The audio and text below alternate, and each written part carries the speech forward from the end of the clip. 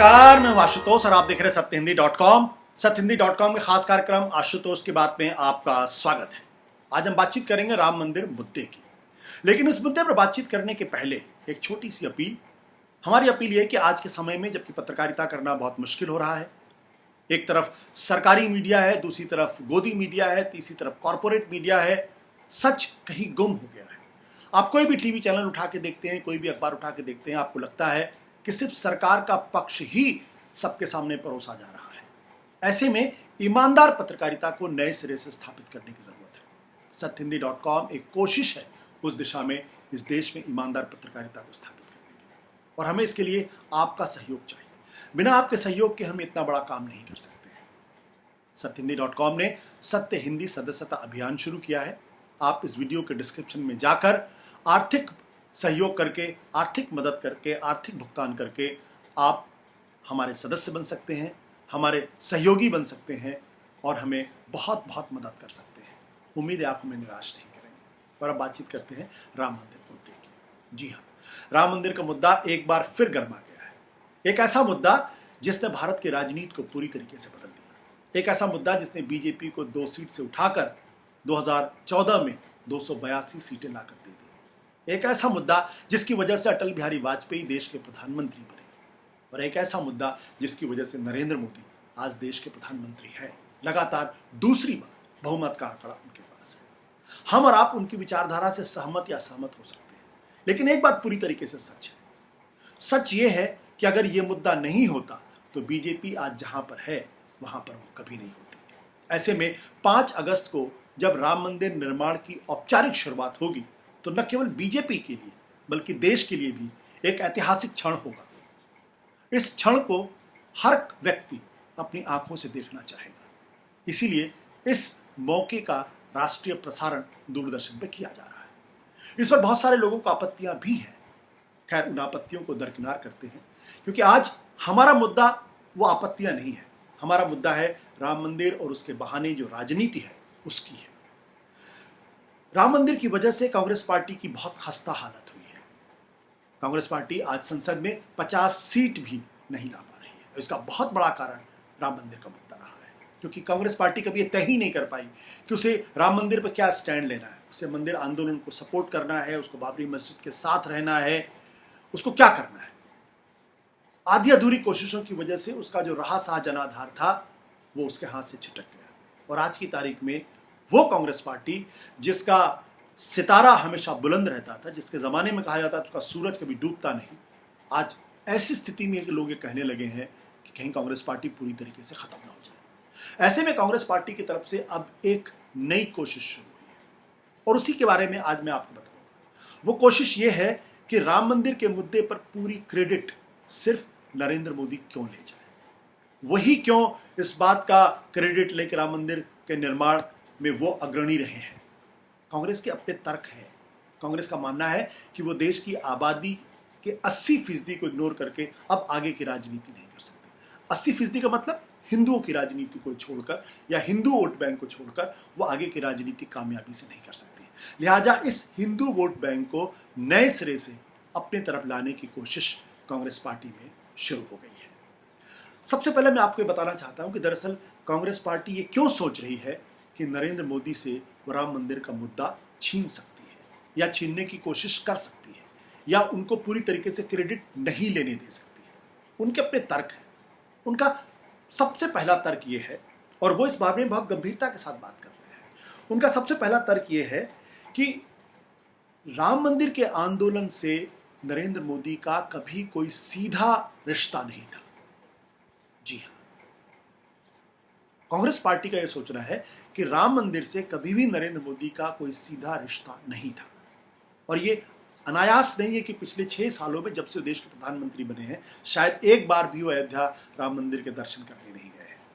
और जब राम मंदिर का आंदोलन अपने पूरे शबाब पे था, उस वक्त भी वो उन चंद नेताओं की श्रेणी में नहीं थे जो राम मंदिर आंदोलन के अग्रणी थे, जिनको राम मंदिर आंदोलन का नेता माना जाता था।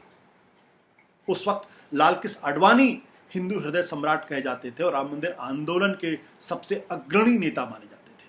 उनके बाद मुरली मनोहर जोशी, उमा भारती, साध्वी रितंबरा और विनय कटियार, अशोक सिंघल, मोरोपंत पिंगले जैसे तमाम लोगों की एक लंबी लिस्ट थी, लंबी फहरिस्त थी। उस फहरिस्त में नरेंद्र मोदी को कभी भी नहीं माना गया कि वो राम मंदिर आंदोलन के अगुवा हैं या उसकी पहली फ्रंट लाइन में वो है। ये बात सच है कि जब रथ यात्रा आडवाणी जी ने शुरू की थी तो उस वक्त जो गुजरात में रथ यात्रा की जो पूरा इंतजाम करना था वो इंतजाम नरेंद्र मोदी ने किया था और वो उसके इंचार्ज थे। लेकिन बाकी का जो पूरा हिस्सा था, जो रथ यात्रा का जो दिमाग था, रथ यात्रा की जो परिकल्पना थी, रथ यात्रा की जो रणनीति थी, वो संघ परिवार से बनी थी और उसके बाद प्रमोद महाजन ने उसको मूर्त रूप देने का प्रयास किया था। और ये बात भी सच है कि नरेंद्र मोदी ने कभी भी अयोध्या के मसले पर कोई ऐसी बात नहीं की जिसकी वजह से उनकी बहुत ज़्यादा विवादों में पड़े हो या कभी उस वजह से वो जाने जाते हैं। तो कांग्रेस पार्टी का ये तर्क है कि उनका सीधे इससे किसी तरीके का कोई जुड़ाव नहीं था, लिहाजा वो इस क्रेडिट को नहीं ले सकते हैं। उनका ये भी मानना है कि पिछले दिनों नरेंद्र मोदी ने उन तमाम बड़े नेताओं को साइडलाइन कर दिया है, हाशिए पर पहुंचा दिया है, जो कभी राम मंदिर के आंदोलन के अगुवा हुआ करते थे। और इस दृष्टि से उनका कहना यह कि लाल कृष्ण आडवाणी, मुरली मनोहर जोशी, इनको मार्गदर्शक मंडल में डाल दिया गया और अब ये राजनीति में कहां पर है कोई नहीं जानता। बीजेपी के अंदर भी कोई इनके साथ ना तो मिलना पसंद करता है, ना कोई इनके पास जाता है, ना इनसे कोई सलाह मशवरा किया जाता है, ना नीतिगत बातें इनसे की जाती है। उमा भारती जो राम मंदिर आंदोलन की बहुत बड़ी नेता हुआ करती थी और उनका पूरी जो राजनीतिक जो उदय हुआ है वो राम मंदिर आंदोलन की वजह से हुआ है। बहुत कम उम्र में उनको राष्ट्रीय ख्याति मिली। वो नरेंद्र मोदी की सरकार में मिनिस्टर थी और उसके बाद आज वो मिनिस्टर भी नहीं है और कहाँ है किसी को नहीं मालूम। विनय कटियार पूरी तरीके से गायब है। तो वो तमाम लोग जो राम मंदिर के आंदोलन से जुड़े हुए थे, जो फ्रंटलाइन लीडर माने जाते थे, वो मोदी जी के देश के प्रधानमंत्री बनने के बाद वो हाशिए पर कर दिए गए हैं और किनारे पर उनको बैठा दिया गया है। तो ये वो चीज है जिसको कांग्रेस चाहती है कि इस चीज को भुनाया जा सकता है। तीसरी बात, आपको याद होगा कि जब पार्लियामेंट के चुनाव होने वाले थे 2019 के, तो पार्लियामेंट चुनाव के ठीक पहले जब दिसंबर के महीने में विधानसभा के चुनाव होने थे राजस्थान, मध्य प्रदेश, छत्तीसगढ़ और नॉर्थ ईस्ट के एक दो स्टेट्स के अंदर, तब आरएसएस ने इस मुद्दे को बड़ी तेजी के साथ उठाया था। दिल्ली में गृह मंत्री अमित शाह, उस वक्त केंद्रीय मंत्री अमित शाह, माफ करिएगा, उस वक्त जो बीजेपी के अध्यक्ष थे अमित शाह और साथ ही साथ आरएसएस के कुछ नेताओं की मुलाकात भी हुई थी और उस मुलाकात के बाद अयोध्या मंदिर के मुद्दे को तेजी के साथ उठाया गया था।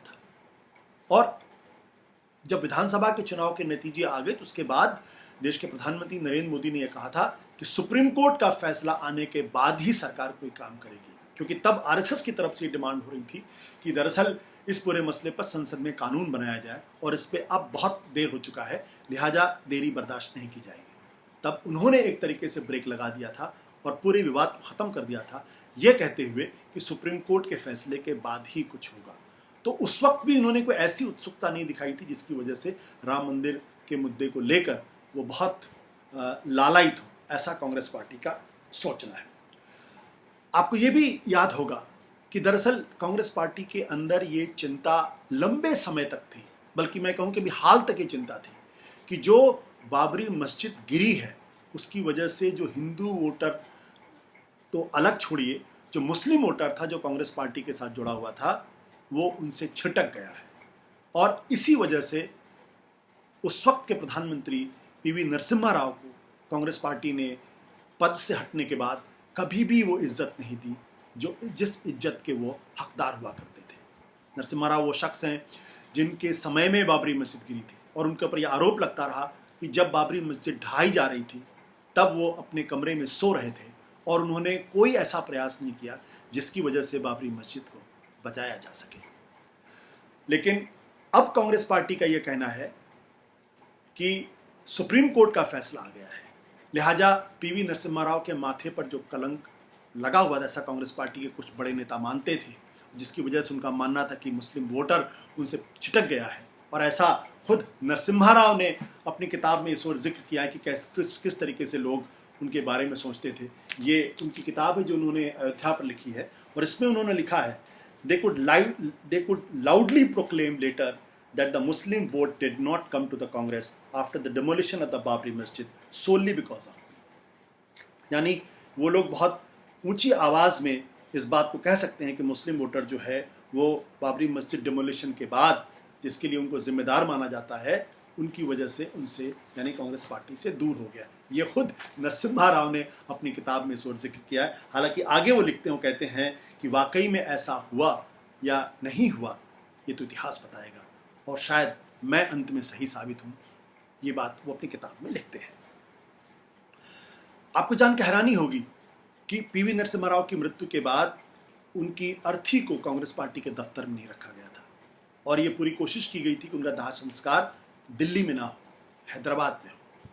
और इसके लिए पीछे सबसे बड़ा कारण ये माना जाता था कि बाबरी मस्जिद की वजह से जो ढही जिस पर उन्होंने कोई कार्रवाई नहीं की उसकी वजह से कांग्रेस को बहुत नुकसान हुआ है और अब उनके साथ जुड़ने से कांग्रेस पार्टी का और नुकसान होगा।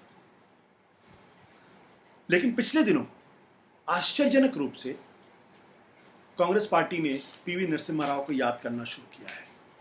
और किस मौके पर याद किया है?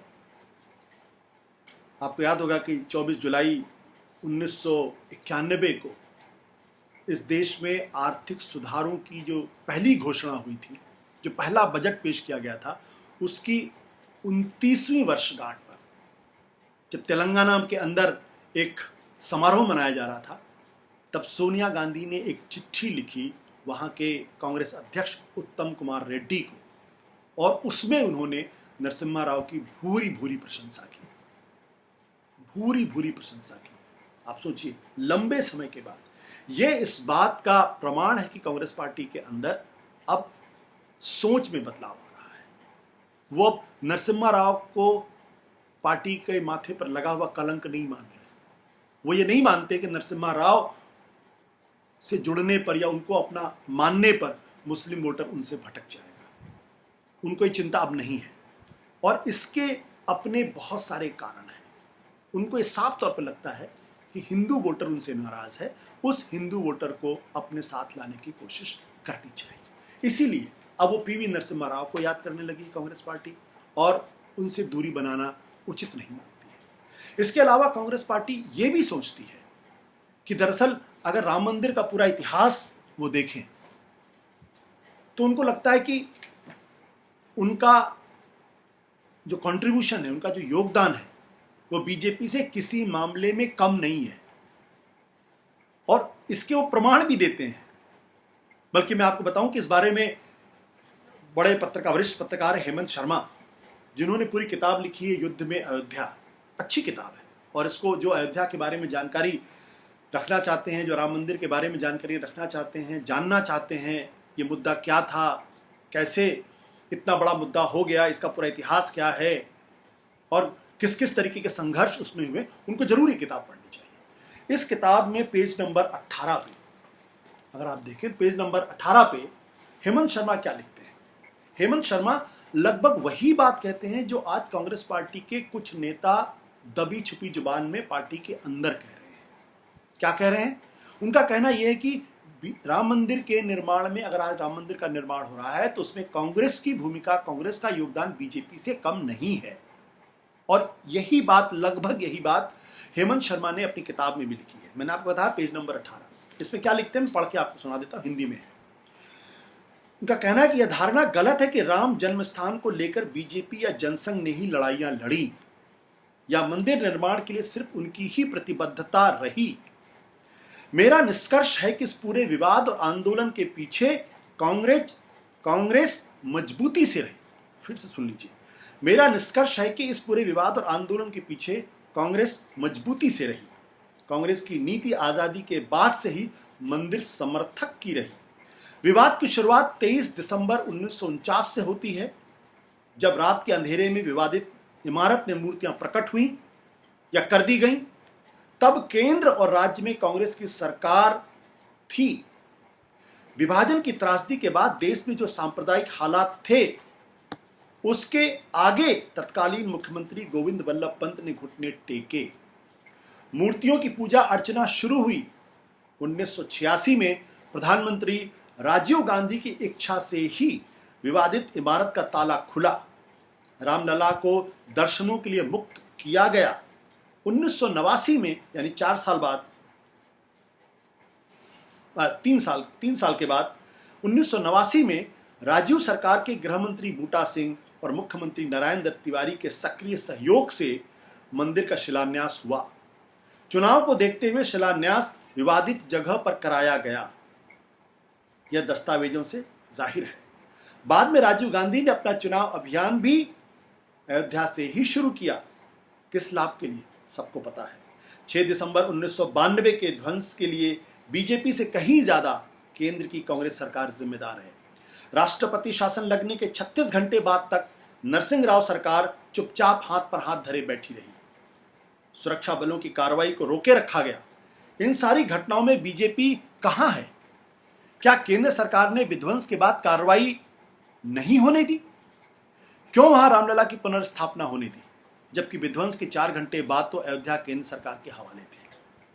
यानी हेमंत शर्मा अपनी किताब में ये लिखते हैं कि जब जब राम मंदिर के मसले पर कोई बड़ा काम हुआ है, कोई बड़ा डेवलपमेंट हुआ है, वो उस वक्त हुआ है जब कांग्रेस की सरकारें केंद्र में थी। वो कहते हैं कि 1949 में जब मूर्ति प्रकट हुई तब उत्तर प्रदेश में कांग्रेस की सरकार थी और केंद्र में कांग्रेस की सरकार थी। 1986 में जब राम मंदिर का ताला खुला तब राजीव गांधी थे और उनकी सहमति से हुआ। 1989 में जब वहां शिलान्यास हुआ उस वक्त राजीव गांधी की सरकार थी और बूटा सिंह, नरेंद्र तिवारी ने उसमें सक्रिय भूमिका निभाई थी। और 1989 का लोकसभा का चुनाव जब बोफोर्स का मुद्दा बहुत मजबूत हो गया था और कांग्रेस पार्टी हार की कगार पर थी, तब उन्होंने अपना चुनाव अभियान अयोध्या से शुरू किया। ये भी कहते हैं कि 1992 में जब बाबरी मस्जिद गिरी तब नरसिम्हा राव की सरकार रोक सकती थी लेकिन नहीं रोक पाई। ये जो बात है, कांग्रेस पार्टी के बहुत बड़े धड़े का मानना है कि ऐसे में सिर्फ बीजेपी ही क्रेडिट क्यों ले? क्यों बीजेपी को क्रेडिट लेने दिया जाए?